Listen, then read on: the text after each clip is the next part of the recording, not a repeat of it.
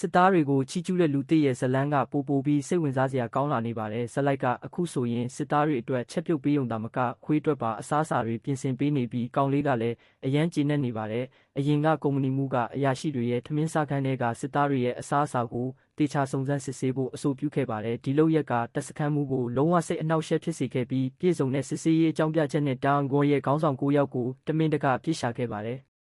ရေခဲတတာထဲမှာရေခဲတွေထည့်ထားပြီးအဆောင်တွေမှာမုတ်တွေတင်စီထားရင်တော့အမတ်တွေနှုတ်ယူခံရနိုင်ပါတယ်စစ်ဆေးရေးအဖွဲ့ကပို့ပေးတဲ့ပါဝင်ပစ္စည်းတွေအားလုံးကိုအစားထိုးလိုက်တာကြောင့်အရေးသွေးမမီတဲ့ပါဝင်ပစ္စည်းတွေရဲ့ပြဿနာကိုဖြေရှင်းပေးနိုင်ပုံရပါတယ်ဒါပေမဲ့တပ်စခန်းမှုမှာအရင်ကပို့ပေးခဲ့တဲ့ပါဝင်ပစ္စည်းတွေအများစုပျက်စီးနေတယ်ဆိုတဲ့အထောက်အထားတွေရှိပေမဲ့ဒန်ဂေါ်ရဲ့ခေါင်းဆောင်9ယောက်ကဒါကိုလစ်လျူရှုပြီးသူတို့ကိုယ်တိုင်မြင်တွေ့ခဲ့ရတာတွေကိုပဲယုံကြည်ခဲ့ကြပါတယ်ပြီးတော့တပ်စခန်းမှုကဝယ်ယူရေးဌာနကိုကိုယ်တိုင်စစ်ဆေးခွင့်ပြုတာကပုံမှန်မဟုတ်ဘူးလို့ကန့်ကွက်မှုတွေပေါ်ပေါက်လာခဲ့ပါတယ်။ရိုးသားတဲ့စုံစမ်းစစ်ဆေးမှုအတွင်းမှာဝိမင်းဂျီကအမိုက်ပုံကနေတောင်တလုံးကိုအကြိမ်ကြိမ်ဖန်တီးခဲ့ပြီးပုံမှန်ကိစ္စတော်တော်များများကိုအပြစ်ရှာခဲ့ပါတယ်။ရုံးရှာဖွေမှုအတွင်းစခန်းမှုရဲ့စုံစမ်းစစ်ဆေးရေးမှတ်တမ်းကိုတောင်ယူခဲ့ပါတယ်။စခန်းမှုအနေနဲ့စစ်ဆေးရေးအဖွဲ့နဲ့အတူဌာနချုပ်ကိုပြန်ပြီးမေးမြန်းစစ်ဆေးဖို့လိုအပ်ပါတယ်။လီမင်းဂျိုဟာနေ့စဉ်မှတ်တမ်းကနေစခန်းမှုဟာပါဝင်ပစ္စည်းတွေရဲ့ရင်းမြစ်ကို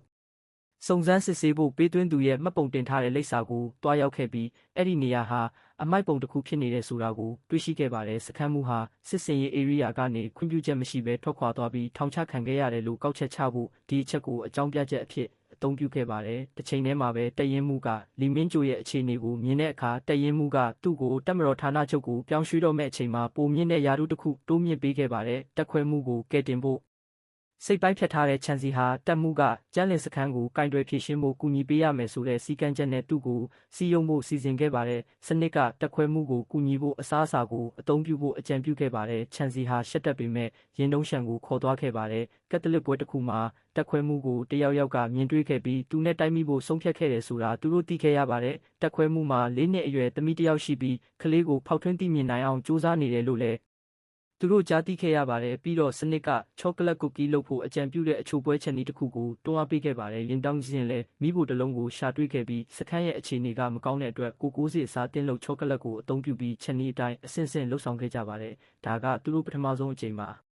ဖះเจ้าကိုတွားရင်းနဲ့တက်ခွဲမှုနဲ့တိုက်မိပြီးသူ့ကလေးကမကြသေးခင်ကအစာစားခြင်းစိတ်နှဲပါနေတာကိုသိလိုက်ရပါတယ်ဒါကြောင့်ချင်းရဲ့ချက်ပြုတ်စွမ်းရည်ကိုလူတိုင်းသိကြပါတယ်သူတို့အချိုပွဲယူလာတာကိုကြားတော့တက်ခွဲမှုကကလေးကိုချက်ချင်းခေါ်လိုက်ပါတယ်ဒါပေမဲ့သူတို့သမီးလို့ထင်နေတဲ့ကလေးကခွေးတစ်ကောင်ဖြစ်နေမှန်းသိလိုက်ရတော့နှစ်ယောက်စလုံးအံ့အားသင့်သွားကြပါတယ်တက်ခွဲမှုပြောနေတဲ့ကလေးကခွေးတစ်ကောင်ဖြစ်နေပါတယ်မြင်ကွင်းကအရန်ကိုကြောင်တောင်တောင်ဖြစ်နေပါတယ်ဒါကျွန်တော်ဇနီးပါလို့သူတို့ပြောကြပါတယ်ဒါကျွန်တော်သမီးဇေယယူဝပါတက်ခွဲမှုရဲ့သမီးကခွေးဖြစ်ပြီးပိုဆိုးတာကဒီခွေးရဲ့အစားအစာကတက်ခွဲမှုရဲ့အစားအစာနဲ့ငါးကျယ်ပွင့်အရေးသွေးအတူတူပါပဲချင်းကလူတွေအတွက်အချိုပွဲလုပ်ပေးထားပြီးမိန်းကလေးတွေကြိုက်တဲ့ချောကလက်ထည့်ထားပါတယ်ခွေးတွေကမစားနိုင်တာကြောင့်စင်ကြေပေးပြီးမှားယွင်းတဲ့အစားအစာကိုယူရပါတယ်နောက်တစ်ခါသူတို့ကိုထပ်ခေါ်လာခဲ့မင်းတို့အဖွဲ့ကတကယ်ကိုတော်တဲ့โอเคငါအခုထွက်သွားတော့မယ်โอเคနှုတ်ဆက်ပါတယ်အလေးပြုပြီးနောက်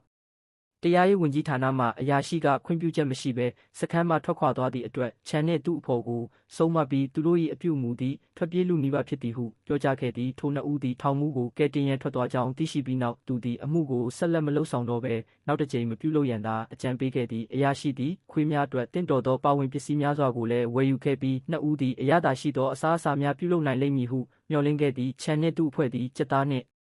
ဟင်းသီးဟင်းရွက်များဖြင့်အစားအစာကိုပထမဆုံးချက်ပြုတ်ရန်ကြိုးစားခဲ့တော်လဲအပြီးတက်ထုတ်ကုန်တဲ့အမှတ်များမရခဲ့ပါဤကြော်ထားသောအစားအစာမျိုးစားသည့်အစီများလုံးပြီးခွေးများအတွက်မတင်တော်ပါစနစ်ဤစင်ဆက်မပြတ်အကြံပြုချက်များကိုလိုက်နာကချမ်းသည့်ခွေးသားလုံးအမျိုးမျိုးကိုချက်ပြုတ်ရန်ကြိုးစားခဲ့သည်ယခုတစ်ကြိမ်တွင်အသားလုံးများကိုကြော်ရွံ့မရပါအသားလုံးများဤမူလရနံ့ကိုထိမ့်သိမ့်ရန်တဲအိုးဖြင့်ကြော်ခြင်းကိုအသုံးပြုခဲ့တော်လဲရလက်မှာကျေနပ်လောက်เสียမရှိပေယခုတစ်ကြိမ်တွင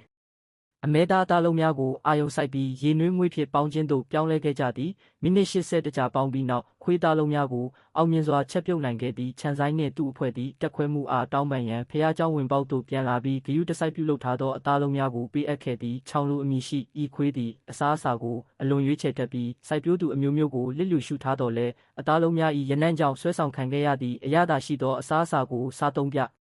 ဤနောက်ခွေးသည်ခြံဆိုင်ပေါ်လင်းဤစေတနာကိုပြသရန်ဥဆောင်ခဲ့သည်တက်ခွဲမှု၏နှလုံးသားတွင်ဤခွေးသည်သူ၏ကိုယ်ပိုင်သမီးကဲ့သို့ဖြစ်သည်သူယောက်ျားတွင်မေးစရာတစ်ခုခုရှိသည်ဟုသူခံစားရပြီးမေးမြန်းရန်ဥဆောင်ခဲ့သည်ခြံဆိုင်သည်သူ၏ရည်ရွယ်ချက်ကိုအမှန်တိုင်းရှင်းပြပြီးစိတ်ရင်းမှန်ဖြင့်တောင်းဆိုခဲ့သည်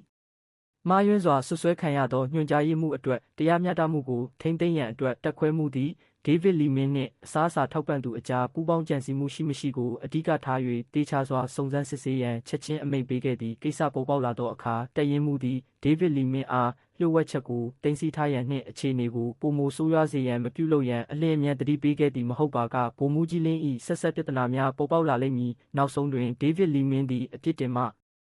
အားလုံးကိုခံယူခဲ့ပြီးစုံစမ်းစစ်ဆေးမှုကိုရပ်တန့်ခဲ့သည်အမှန်တရားပေါ်ပေါက်လာပြီးညွှန်ကြားရေးမှုသည်ဘေးကင်းစွာပြန်လာခဲ့သည်ဒါတွေအားလုံးကချန်စီနဲ့တခြားသူတွေရဲ့ကြိုးပမ်းမှုတွေကြောင့်ဆိုတာလူတိုင်းသိကြပါတယ်တခြားသူတွေကချန်စီဟာမကြသေးခင်ကအလွန်မင်းထင်ရှားကြော်ကြားလွန်းတာကြောင့်ရှော့ချဖို့လိုအပ်နေပြီဆိုတာကိုသတိပေးခဲ့ကြပါတယ်ဒီစမ်းသပ်မှုအပြီးမှာဒရိုက်တာရဲ့ချန်စီအပေါ်အထင်မြင်တွေတိတိတတ်တာတိုးတက်လာခဲ့ပြီးချန်စီကိုအဖွဲ့ရဲ့စတုထမြောက်အဖွဲ့ဝင်ဖြစ်တောင်ထည့်သွင်းခဲ့ပါတယ်ပြီးခဲ့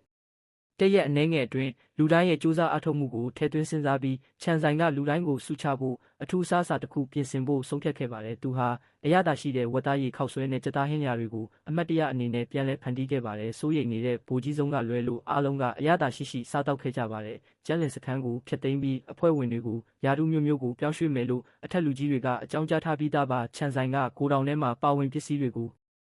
စီစဉ်နေတော့မှပဲစနစ်ကမစ်ရှင်အသစ်တစ်ခုထုတ်ပြန်ခဲ့ပါတယ်ကျန်းလင်စခန်းကိုကယ်တင်ဖို့အတွက်လာမယ့် Division Culinary Cup မှာချန်ပီယံဆုကိုရယူရပါမယ်။မစ်ရှင်မအောင်မြင်ရင်စခန်းကိုအစီအစဉ်အတိုင်းဖျက်သိမ်းမှာဖြစ်ပြီးသူ့ရဲ့ချက်ပြုတ်တဲ့အလုပ်ကအဆုံးသတ်သွားပါလိမ့်မယ်။ကြောက်စရာကောင်းတဲ့ပြိုင်ဘက်လီဟောင်ရင်းနဲ့ရင်ဆိုင်ရတဲ့အခါချန်ပီယံဆုကိုရရှိနိုင်ပါမလား။အဖြေကိုလာမယ့်တနင်္လာနေ့မှာဖော်ပြပေးသွားပါမယ်။